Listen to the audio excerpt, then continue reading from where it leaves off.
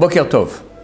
On a commencé maintenant les lois concernant Psuké des Zimra. Donc Psuké des Zimra, ce sont les versets de Teilim qu'on va lire, de Zimra, d'accord? Zimra signifie un chant, signifie aussi les amers, signifie élaguer, d'accord? Quand on a un arbuste, maintenant il y a des mauvaises herbes, alors on va élaguer, on va enlever toutes les mauvaises herbes. Ces versets-là ont une capacité d'élaguer, de couper toutes les forces négatives qui veulent empêcher notre prière de monter comme il se doit bien. Donc il est important de les dire comme il se doit, de ne pas les sauter, parce que sans ça, notre prière, elle est attrapée par la force négative, elle ne peut pas monter. On l'aura dit, on sera rendu quitte de ce qu'on aurait dû faire, mais l'effet escompté ne sera pas obtenu. Donc important de dire c'est que des Zimra, et donc ce sont tous les versets qu'il y a entre Baruch Shamar et Yishtabach. Dans toute cette période de temps, on ne pourra pas répondre tout ce qu'on veut comme on veut. On pourra répondre Amen au brachot. On pourra répondre Amen aux 5 premiers Amen du Kaddish. On pourra répondre les 28 mots du Kaddish jusqu'à Be'alma, de tous les avis. Même le Rav Yosef qui dit que dans Baruch Shamar, on ne répond pas jusqu'à Be'alma, mais jusqu'à Yitbarach. Là, il est d'accord que dans Psuké des Zimra, on répond jusqu'à Be'alma. On répond Baruch Hashem Uvorach Lamved du Barechu. On répond Modim Anachnu Lach de Modim. Et voilà. Qu'est-ce qu'on ne répond pas? On ne répond pas le Amen qu'il y a après les 5 premiers Amen du Kaddish. Et on ne répond pas non plus Baruchu Uvorach Shemo. Et là, j'en profite, comme le fait la Rav Yosef aussi dans son livre. À ce moment-là, il explique aussi l'importance ou pas de dire Baruchu Uvorach Shemo. Il est important, quand on entend le nom de Dieu dans une bracha, Baruch Ata Hashem, de dire Baruchu ou Baruch Shemo, qu'il soit béni et que son nom soit béni. Ben Ishraï dit même qu'il est bien de penser à ce moment-là, Baruchu, qu'il soit béni, lui, il faut penser Yud-Ke, les 2 premières lettres du nom de Dieu, ou Baruch Shemo, Vav-Ke, les 2 dernières lettres du nom de Dieu. Ce n'est pas une chose qui apparaît dans la Gemara, c'est le Rosh, un des grands décisionnaires médiévaux, qui dit cela. Donc c'est une halakha, il faut le dire. Mais en cas où ça va rentrer en antagonisme avec un autre problème de halakha, mieux vaut ne pas le dire. Donc par exemple, dans tous les cas où on est dans Psuké des Zimra, on ne répondra pas répondre Baruch Baruch Shemo parce que ce n'est pas une chose qui est trop importante.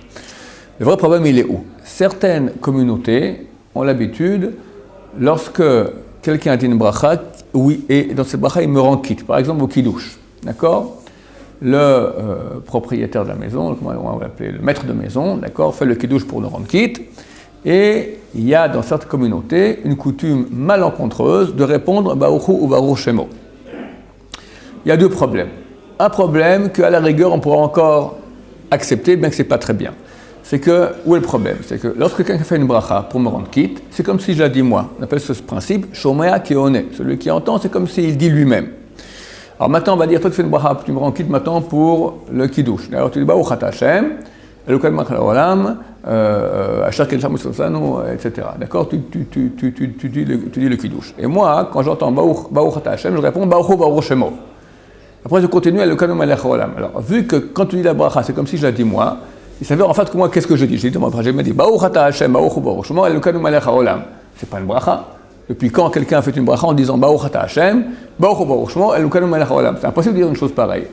On dit le Rav Yosef que c'est interdit, pour cette raison, lorsqu'on est rendu quitte par une bracha, de répondre Baruch Baruch Shemo. Quand j'entends quelqu'un qui dit une bracha, il ne me rend pas quitte pour cette bracha, pas de problème, je réponds Baruch Baruch Shemo, il n'y a pas de problème. Mais si maintenant il pense me rendre quitte et moi je pense être rendu quitte par cette bracha, c'est inconcevable que je réponde Baruch ou Baruch Shemo. D'autres décisionnaires, parce que c'est une coutume qui est marocaine, des grands décisionnaires marocains, comme le Rav Messas, il dit que non, c'est notre minhag, notre coutume, point barre, et on le dit. Ok, admettons que même quand je suis rendu quitte, je flanque un Baruch Baruch Shemo au milieu, on va dire c'est pas comme si j'ai cassé ma bracha, on pourra encore accepter cela. Le grand problème, il est où? Parce que lorsque le maître de maison fait la bracha, il dit Baruch Ata Hashem, et tout le monde répond Baruch Baruch Shemo, il n'attend pas pour continuer que tout le monde ait répondu Baruch Baruch Shemo. Pendant que tout le monde répond Baruch Baruch Shemo, lui continue, il dit Elokeinu Melech Haolam. Alors qu'est-ce qui se passe? Moi je dis Baruch Baruch Shemo, pendant ce temps, lui il a dit Elokeinu, là il y a un problème. Le Elokeinu qui dit, je suis censé l'entendre, et quand je l'entends, c'est comme si je le dis. Mais je ne peux pas maintenant l'entendre, et ça ne peut pas être comme si je le dis, parce que au même moment, simultanément, je suis en train de dire Baruch Baruch Shemo. Là, c'est clair, ce n'est pas valable. Et c'est un grand piège. Ce que j'ai vu dans les cadres de famille dans lesquels j'ai été, ou communautés, etc., quand avec le kiddush autre façon, tout le monde répond très joli, Baruch Baruch Shemo. Attendant, le maître de maison, il a fini déjà, Elokeinu melech haolam, il a tout fini déjà. Et t'as entendu la moitié de la bracha. C'est pas valable. Si t'as raté un mot, t'as raté Elokeinu, ta bracha, elle vaut rien. T'as raté le « et » de Elokeinu. T'as entendu que le « Lokeinu », d'accord? Déjà, ta bracha, elle ne vaut plus rien. Alors tu manges, tu bois sans faire la bracha, t'as pas entendu le kiddush, t'es sorti quitte de rien. Il n'y a aucun décisionnaire qui appuie ça? Aucun.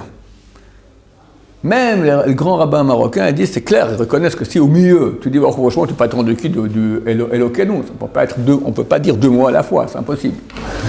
C'est quoi, c'est non, pas Brachal Batala. Mon amen que je réponds, c'est amen les Batala.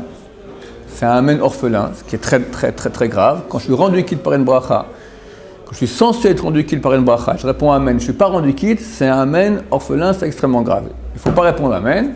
Et surtout maintenant, je n'ai pas fait la bracha. Donc je n'ai pas de kiddush. Donc je mange sans bracha, donc etc. etc. C'est pour tous les brachas, pour le kiddush, pour Amotzi, pour tout, d'accord? Donc le mieux est déjà de me dire Baruch Baruch Shemo. Ou si on veut le dire vraiment parce qu'on veut faire notre minag, notre coutume marocaine comme il se doit bien, ok. Alors dans ce cas-là, il faut être entamé de chachamim, qui savent ce que je dis. Le maître de maison dit Baruch Ata Hashem, il s'arrête, il attend que tout le monde ait fini de dire Baruch Baruch Shemo, et là il reprend Elokeinu melech haolam. Et là, ça pourrait aller, d'après certains avis. Baruch Adonai, Amen.